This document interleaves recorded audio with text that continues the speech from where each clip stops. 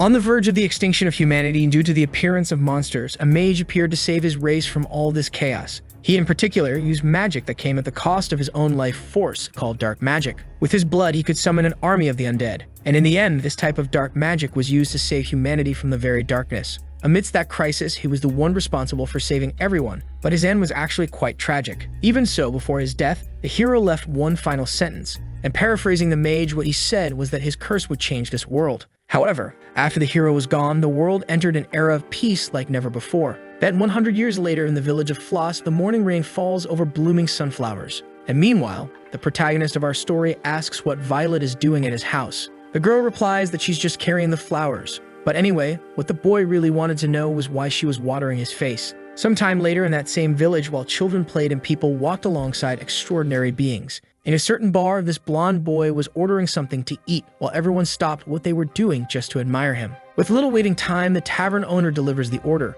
and when asked if it suits Lord Lewis' taste, he replies that it does. By the way, the waiter asks if the protagonist heard the rumor that the next village is having problems due to an epidemic, and the bald employee thinks that maybe that's why his friend hasn't been able to contact him. Therefore, what comes to the waiter's mind is that this can only be the effect of the hero's curse, which Lewis disagrees with. Even so, the bald man comments that this place feels quite different from usual. That's what he calls the epidemic of love because of Lord Lewis' presence there. Lewis in turn feels uncomfortable, so the bald man starts to leave while apologizing. Thus, the protagonist can finally be alone and enjoy his meal. But as always, peace lasts little and the hero is interrupted by an elf who asks if the boy is with someone. With a smile, she explains that it's nothing important, but makes it clear that a girl from her guild said she likes him. And this girl in particular had never said that to anyone before. Because of that, the elf asks if Lewis is interested in going out with the group for a drink or something to eat. However, unexpectedly, the protagonist asks how much he will be paid for it. He reveals that he gets paid to eat there, so he asks again how much he will be paid. And with a charming expression, he questions if the girl has ever stopped to think how difficult these situations are for him. Despite all the arrogance, this angelic atmosphere creates a pleasurable kind of rejection. And inevitably, it is the elf who feels bad for even considering talking to someone so distant from her reality. That's why she doesn't think twice before running away. Then the protagonist goes back to eating while wondering if he's being too mean. Unfortunately, he believes he has no choice since giving space for others' feelings to grow has already caused some problems in the past. However, deep down, Lewis still really enjoys the feeling of being adored for his beauty. All the time, people want to know where he's going, what he's eating, and obviously what clothes he's choosing to wear each day. They want to follow everything the boy does like a true influencer. Naturally, all this obsession leads people to humiliate themselves for even the smallest of interactions, like the case of a guy who knelt down and cried just to shake his hand. In the end, this is indeed quite an interesting life for the boy. Suddenly, that same girl from earlier greets the protagonist, asking if his nickname really is God of Beauty. She confesses that she found out Lewis had done some stupid things like refusing an invitation to the Imperial City because of his appearance.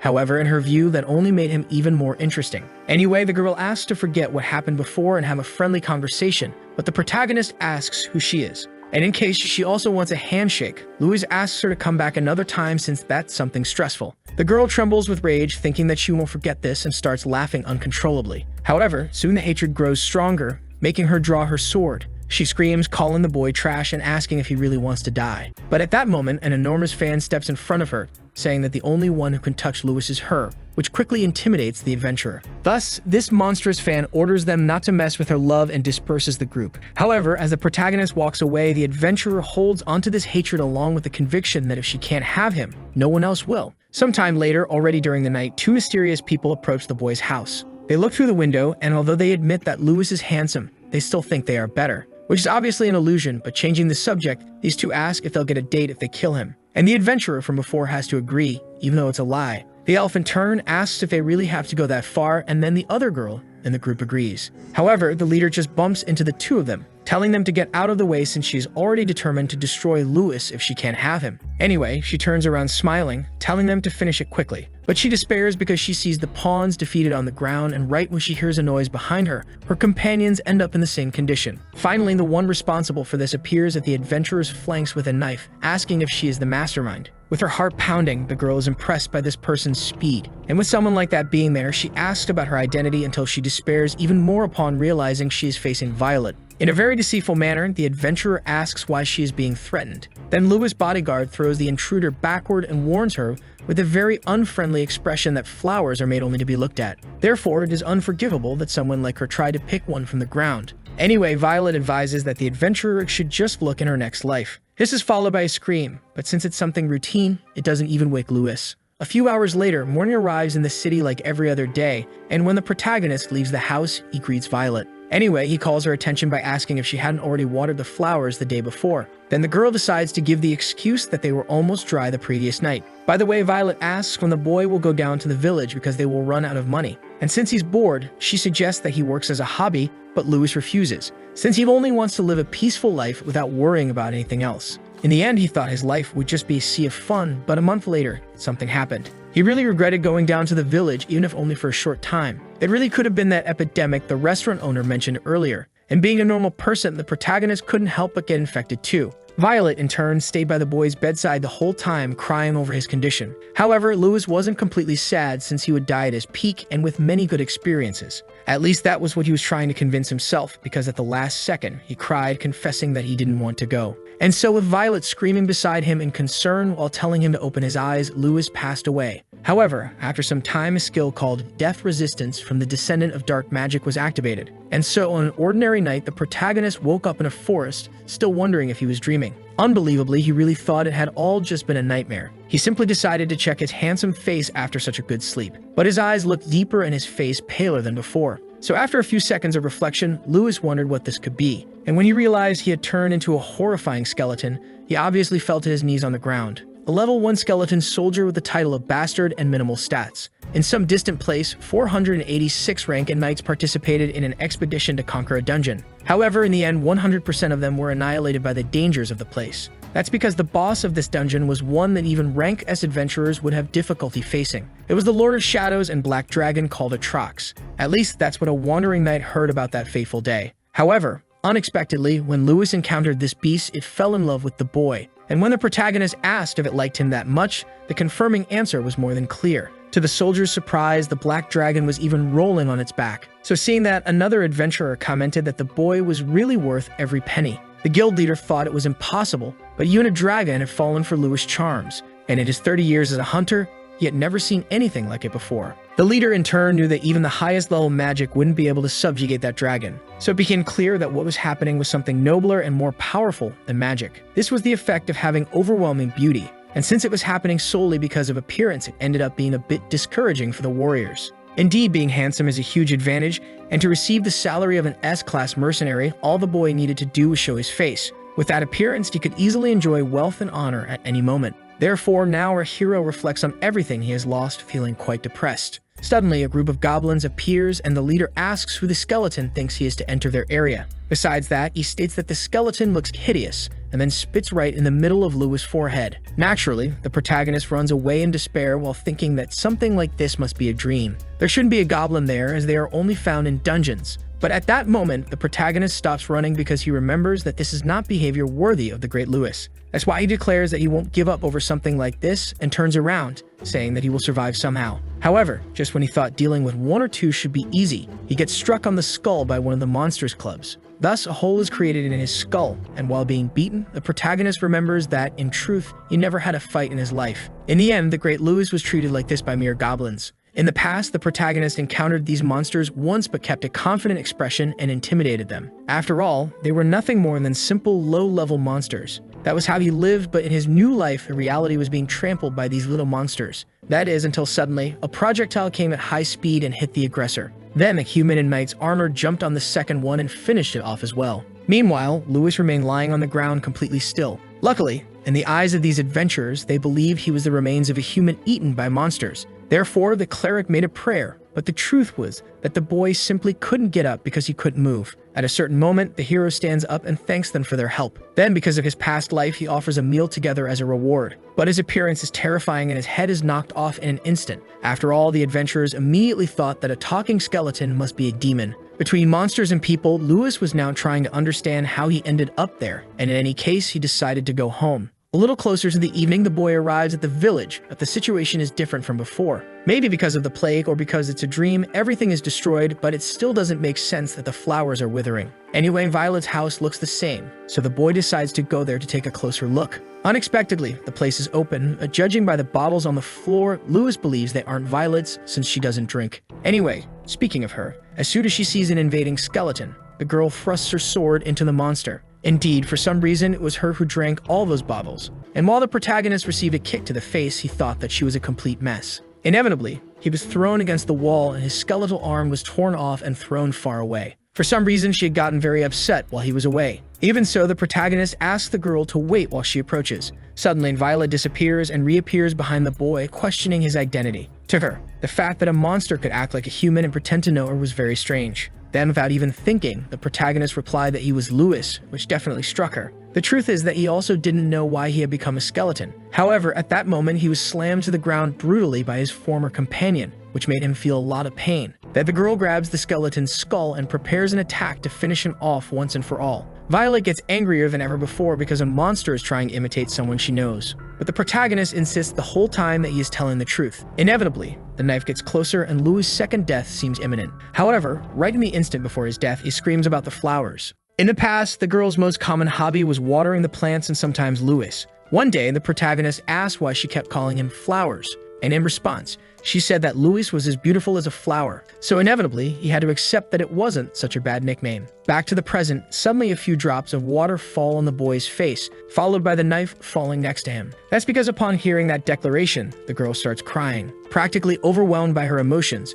she asks if it's really Louis there, until she hugs him, revealing that she missed him very much. Sometime later, already at dawn, the girl explains that Louis had been dead for a year and that a lot had happened, to his surprise. Anyway, the protagonist asks why they are sitting back to back. Then Violet replies that she's still getting used to this, which makes Louis feel left out. Anyway, the girl reveals that a demon appeared, making him focus on that. It was said that a war broke out because of the demons and that some kingdoms were already wiped out. However, she couldn't leave this place full of memories. In a general summary, that's what happened until he showed up, and that's why there were goblins nearby. After thinking a bit about everything, the protagonist calls the girl and asks if there's a chance to return to how things once were. Then unexpectedly, she asks him not to worry quite cheerfully, saying she knows a way to make Louis get his original face back. So sometime later, the two met at the top of the mountain next to the cabin. Louis was determined to do whatever it took to return to his previous body. And during this journey, Violet could be in danger, so he asked if she would still follow him. Without even having to think much, the girl replied yes, since her job was watering flowers.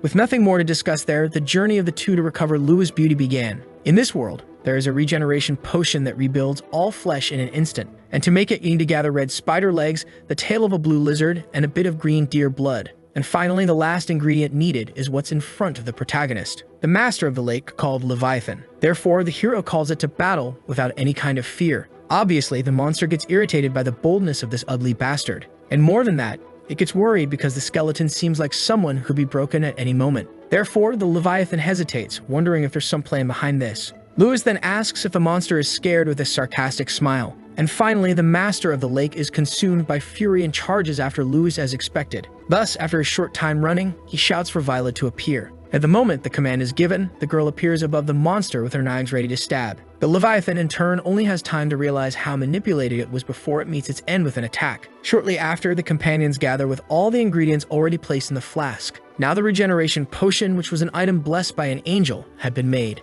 And unbelievably, it only worked in a place where cherry blossoms were blooming. Without wasting time, the hero decides to test it, but the girl quickly stops him. To make sure there's no mistake, she makes a small cut on her hand and explains that she will test it on herself first. So, just a drop of the potion, an incandescent light appears along with the descent of a true angel who blesses the girl's hand, to the protagonist's surprise. In that case, now Violet hands the potion to her companion to test, which makes him quite reflective. He understands that he needs to say something and calls the girl. And perhaps for the first time he admits that without her, he would be nothing, so he thanks her from the bottom of his heart. Louis breaks the seal of the potion and lifts it above his head. For him now, all this suffering of being ugly would be over. All the suffering of a pathetic life he lived, even if only for a short time. Thus, Louis also cries while breaking the container because if he could go back to the past, he wouldn't have been as petty as he was. The effects start to take hold in the protagonist, but unexpectedly, his arm dissolves on the ground as if it had been exposed to acid, leaving Violet very worried. It's natural that Louis doesn't understand what's happening, so some more time passes until everything becomes clear. After that, Violet doesn't even know what to say because the protagonist simply won't stop banging his head against the ground,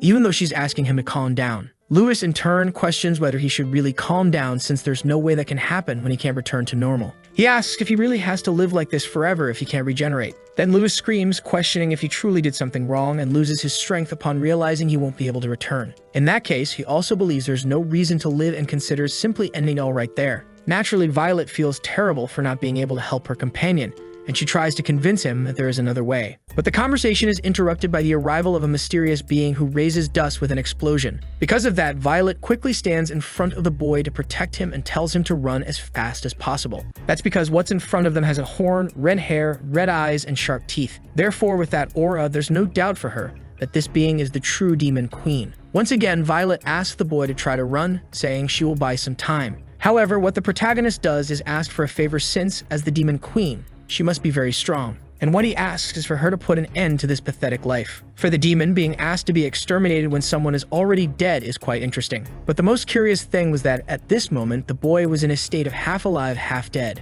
Anyway, she states that she will fulfill his wish, and Lewis readily accepts his fate. Because in his mind, if he can't go back, it's better to end this way. However, Violet was someone who would never let her companion do something like that. And without even consulting Lewis about his wishes, she simply pushed him away. Then, with a smile, she asked him to stay alive and not forget that even now there are still people who wish to protect him. In this way, Violet stands face to face with the demon, and a clash between the two is imminent. Soon the girl moves quickly, making fast slashes against the demon queen's carcass. And even though it was something superficial, it actually hurts her, making her stomp on the ground forcefully. After thinking better while looking at her wound, her face breaks into a sincere laugh that soon turns into a desperate cackle. Since she was wounded, the demon agrees to deal with the girl properly and activates the Eye of Lucifer. Thus, her combat power increases along with her speed, making even Violet notice it. At first, she intended to defend herself, but her knife was broken in half, because the eyes of Lucifer can see through essence, making blocks useless. Even so, the girl attacked again and once more managed to wound the demon, making her even more interested. The queen responded with a strike meant to be unexpected,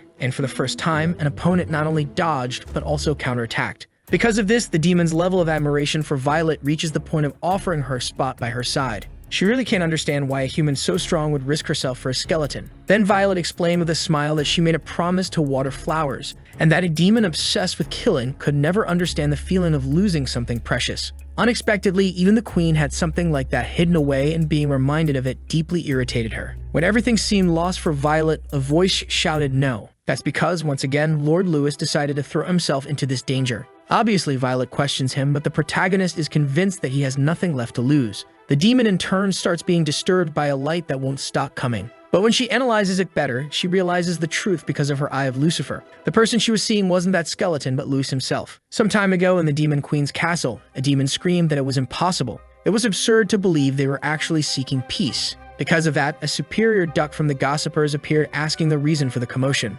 Thus, it was explained that he didn't understand why the queen wasn't attacking humans since he had been monitoring through the crystal orb. Inevitably, the duck immediately understood what it was about. To clarify, he explained that the queen had fallen in love with a human. And since the demon soldier didn't believe it, it was shown that in every corner of the castle, there was something related to Lewis. The demon asked if it was magic, but that only irritated the duck. Finally, he explained that in his homeland, this kind of behavior was called a fandom. Because of that, back to the present, the queen runs desperately and throws herself on top of the protagonist, crying her eyes out as she explains how much she missed him, while Lewis naturally is left speechless. Until now, even after hundreds of years, there have only been 10 demon kings, and among them, the greatest of all was the queen known as the Black Dragon Atrox. As long as the Black Dragon existed, it was only a matter of time before humanity was completely destroyed. That's what they used to say, but now she was crying out of longing in the protagonist's arms like a child. Sometime after the reunion, Atrox is updated about what happened. However, she finds it horrible that the boy has reappeared in the form of such an unpleasant skeleton.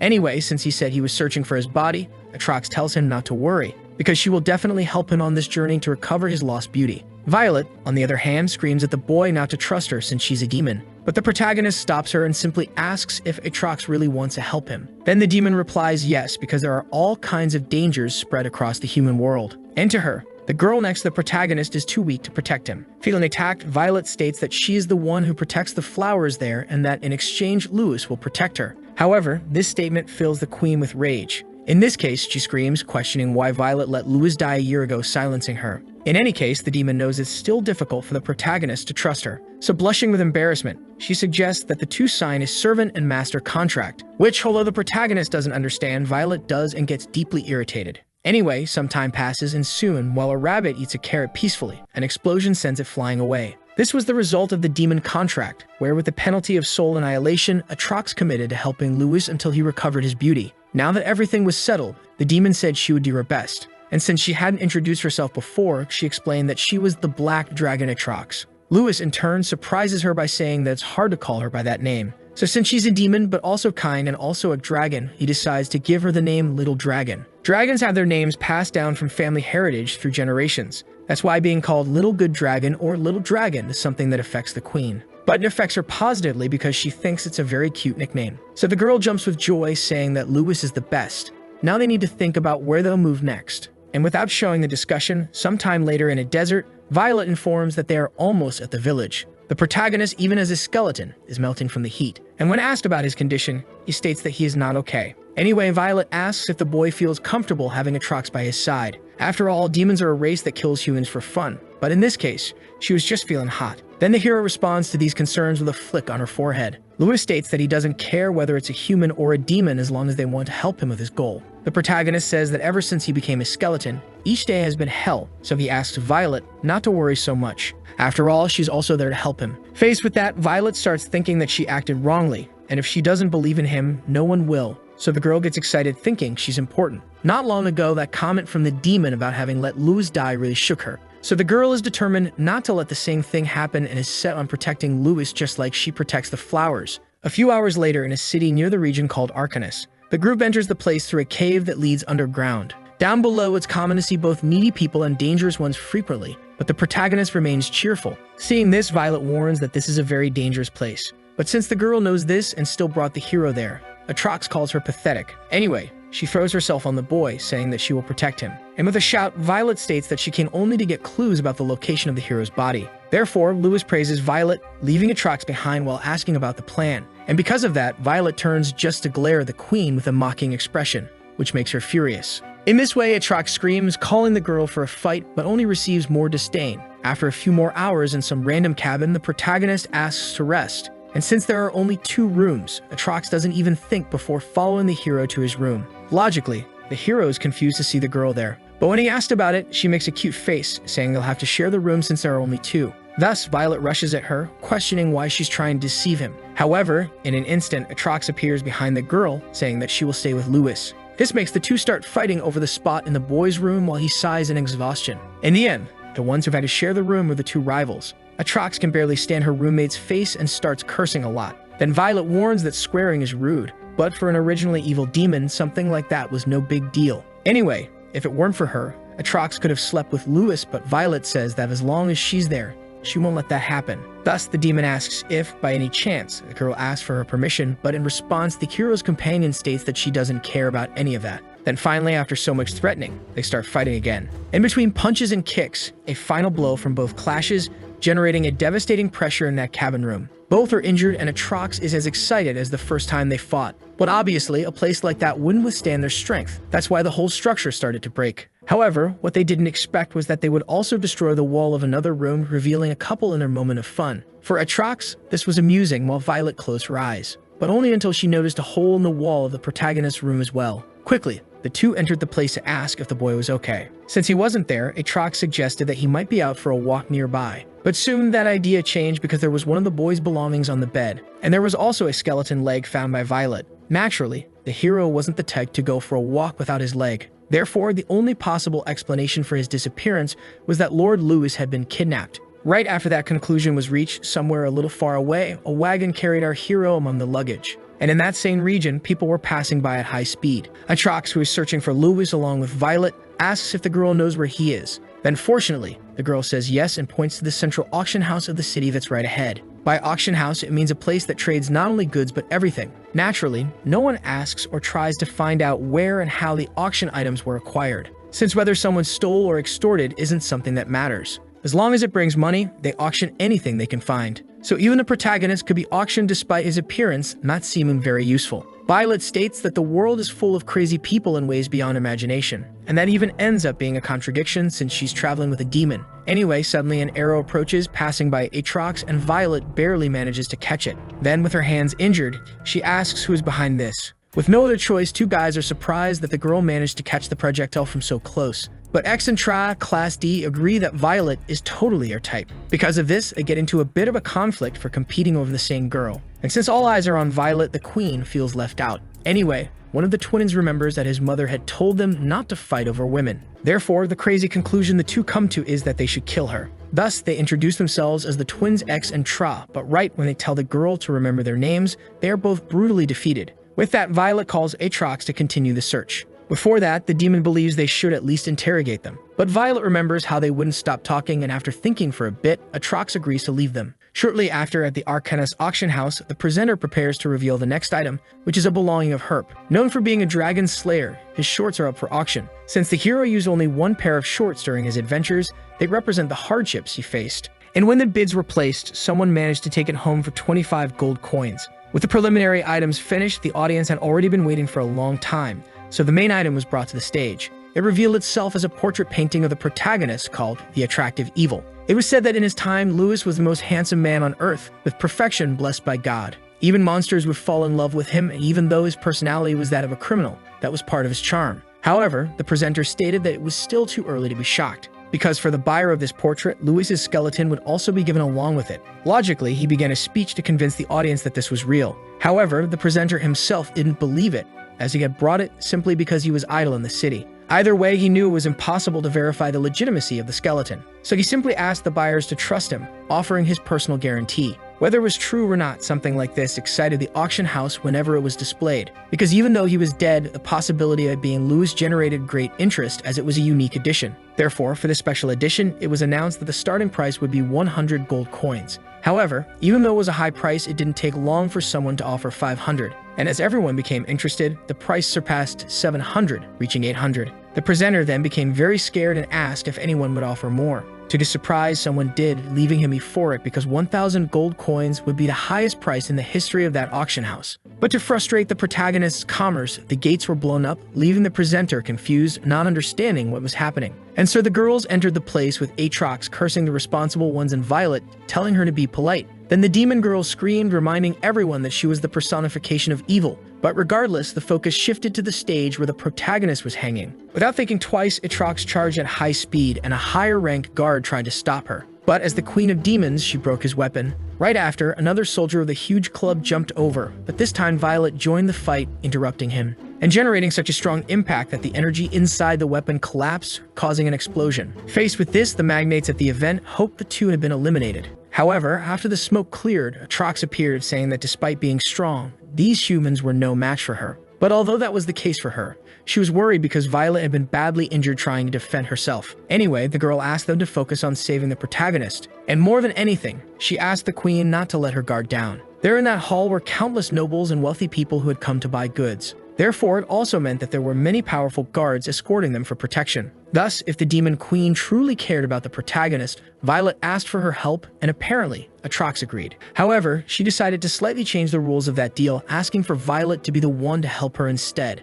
After all, as the Queen of Demons, she believed she was the only one capable of protecting Lewis. Thus, Violet had no choice but to accept. But since both were working toward the same goal, it didn't matter who helped whom. An explosion occurred when Aatrox jumped into the middle of the auction participants and Violet slashed everyone she could with her knives. That was until, suddenly, a magic circle formed above the girl, and from that circle, a very powerful lightning spell was summoned, which was a source of pride for the responsible mage. Fortunately, it didn't cause much damage because Aatrox managed to interfere, protecting her companion with her wings. No longer able to stand all this chaos, the presenter screamed, questioning what the thieves wanted. In truth, he already knew what they were after. He knew the two were after Lewis, who was the main item of that auction. But with a hammer in hand, the man declared that if this item were to bring danger to his precious clients, that he would destroy it with his own hands. And just as he said he would, he did, sending the bones flying with an acting performance worthy of a true actor. Had the presenter simply run away, his clients would never return to do business again. But now that he had pretended to sacrifice an extremely valuable item for the greater good, everyone was impressed.